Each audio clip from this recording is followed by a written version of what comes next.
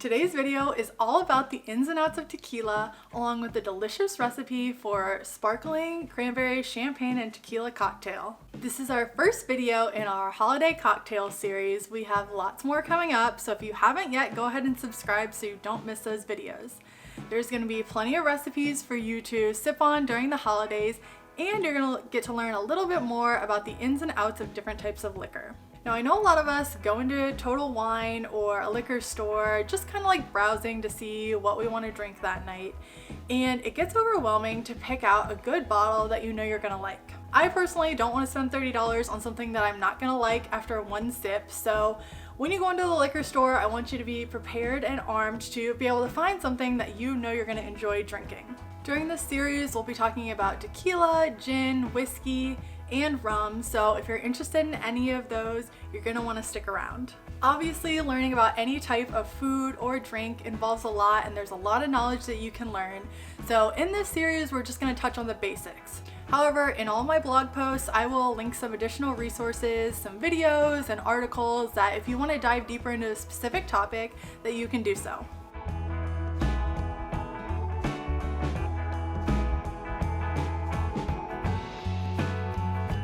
Now, first up is a fan favorite of mine. I am a tequila girl at heart. I love a good tequila, and I'm really excited about this one, which is why we're going to kick off the series with this. Now, before we get to the different types of drinks that tequila works well in and the different types of tequila, I want to give you a little bit rundown on how tequila is made. Now, with any spirit, the distillation process is very rigorous, and there's a lot of steps, rules, and regulations that come with it. So this is kind of a 30-second rundown of how tequila is made. Pay attention to this because the next time you are sipping margaritas with your friends, you can definitely throw out this knowledge and they're gonna think you're so smart. True, authentic tequila can only be grown and made in Mexico, more specifically in 5 regions within Mexico. The most popular one that you've probably heard of is Jalisco. Tequila is made from blue agave plant, which you've probably heard of, and this plant takes 7 years to mature. Now, once the plant is fully matured, skilled harvesters called jimadores go and they hand pick the plants. This is a lot of hard work and takes them a long time. Now, out of the plant, they go ahead and they chop off all of the leaves, and the part that's gold that they use to make tequila is actually the inside of the plant called the piña. So once they get a bunch of different piñas, they bake them all to convert the starch to a sugar. And then from there, the piñas are shredded and pressed to release agave nectar. The sugar is then added to fermentation tanks along with yeast. After it's had some time to ferment for a few days, usually 24 to 72 hours, the mash is then shipped off to a copper still, and from there, the alcohol is boiled off and condensed a minimum of 2 times. And this is what we call the distillation process. And from there, the alcohol is transported to yet another container where they add additional water to get the alcohol level to the appropriate level. And from there, it's ready to drink. Now, I know this was just a quick overview, but if you're interested in the detailed, lengthy process, check out this video from Discovery UK. I'll link it below. It has tons of cool details that I love to watch. So now that we know a little bit more about how tequila is made, what do you look for in a good bottle of tequila? So the first thing to look for is that somewhere on the bottle it says 100% blue agave. Now, what this means is that all alcohol is made from sugar. So we want to make sure that our alcohol is coming solely from the blue agave sugar. So make sure that when you're getting a bottle, that is on there somewhere. Now, if you're looking at a bottle and you don't see 100% blue agave, likely what it is a Mixto tequila. And what this means is that not all of the sugar is from 100% blue agave. Now, there's nothing per se wrong with this, but if you're shelling out money for a good bottle of tequila, you want to know that you have a quality bottle. So that's why I suggest making sure that that's on the label before you purchase it. Many of us have probably drank Jose Cuervo before, which a lot of times their bottles are an example of Mixto. It's not awful quality, but again, in my opinion, it's also not the best. And the second thing to look for is ideally somewhere on the bottle it would say where your tequila was made, and again, if it's true authentic tequila, it should say Mexico. So check that out too.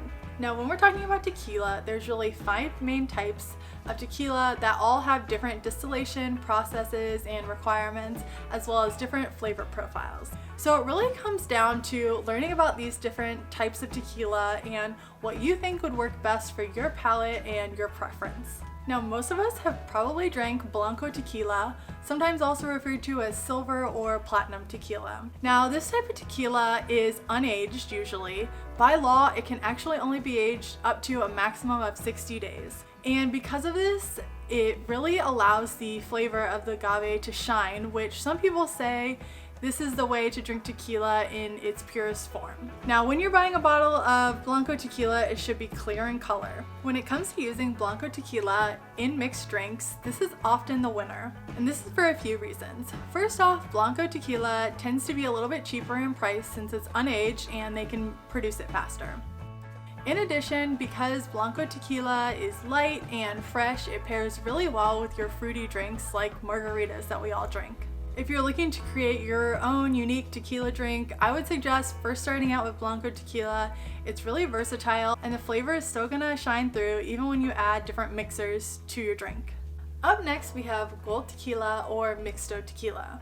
Now, by law, Mixto tequila has to be at least 51% blue agave, but the rest of the bottle comes from additional sugar colorings and additives from other sources.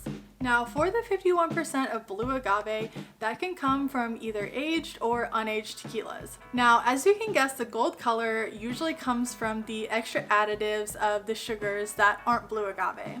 Personally, this is my least favorite type of tequila. If you've had this and you aren't a fan of tequila, I would suggest trying something else. Because it's not 100% blue agave, you're not gonna get what the true taste of tequila is if you've been drinking a Mixto or a gold tequila. So I suggest trying something else. Our third type of tequila is a Reposado tequila, and this is usually pale golden in color.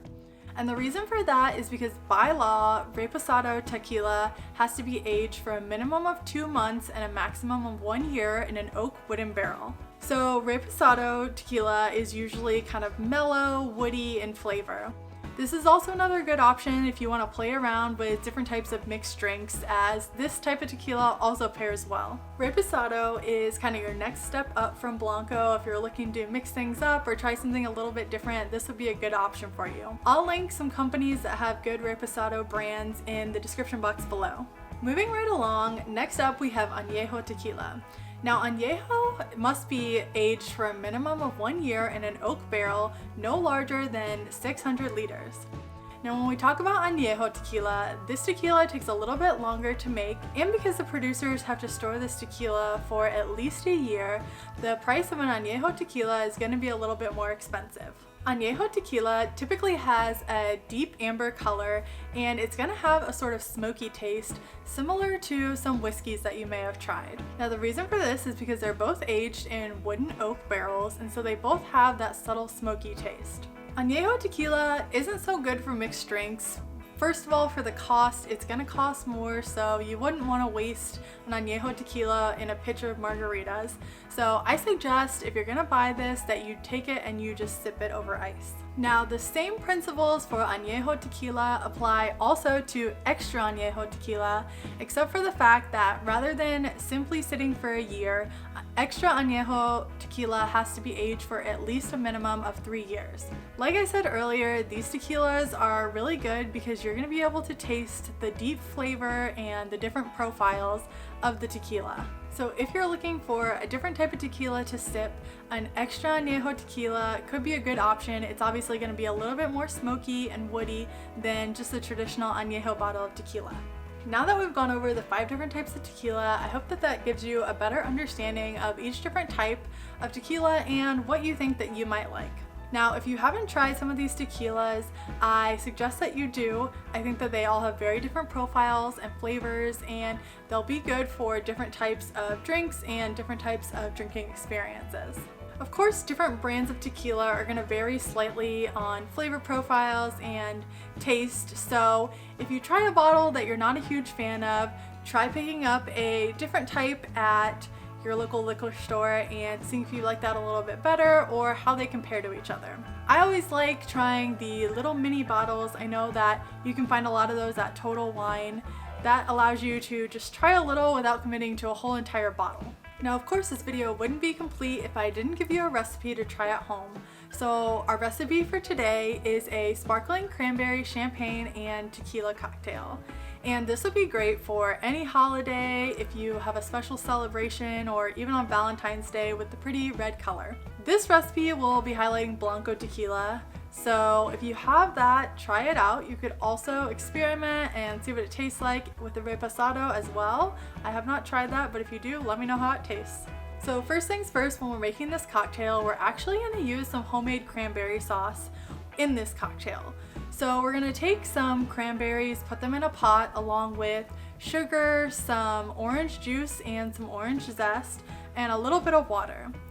And then we're going to heat this mixture up over medium heat for about 5 minutes until the cranberries burst and we get a sort of jammy, sugary texture. While your cranberry sauce is cooling, go ahead and get out your champagne flutes. I'll link some of my favorite champagne flutes from Crate and Barrel below in case you're interested. And then go ahead and squeeze some fresh orange juice that we'll use later in this cocktail. Once you're ready to serve your drinks, we can go ahead and assemble everything. We'll take about 1.5 to 2 tablespoons of the cranberry sauce and put it in the bottom of the flute. And then from there, we'll add our freshly squeezed orange juice as well as a little bit of tequila, and then we'll top everything with a nice douse of champagne. Now, if you don't like champagne, you could also substitute for a lemon lime soda. That would be delicious as well. And then of course, you get to enjoy your delicious drink. This would be perfect paired with a fancy dinner or a holiday meal, so enjoy. As always, I'll link the full recipe along with all of the details that we chatted about in today's video in the description box below. It's all linked on my website, homebodyeats.com. I have a full blog post on all of this tequila knowledge if you need to go back and reference it later. Thanks for sticking around and watching this video. I hope that you learned something and can even tell a friend so you look smart and you can show off your cocktail knowledge.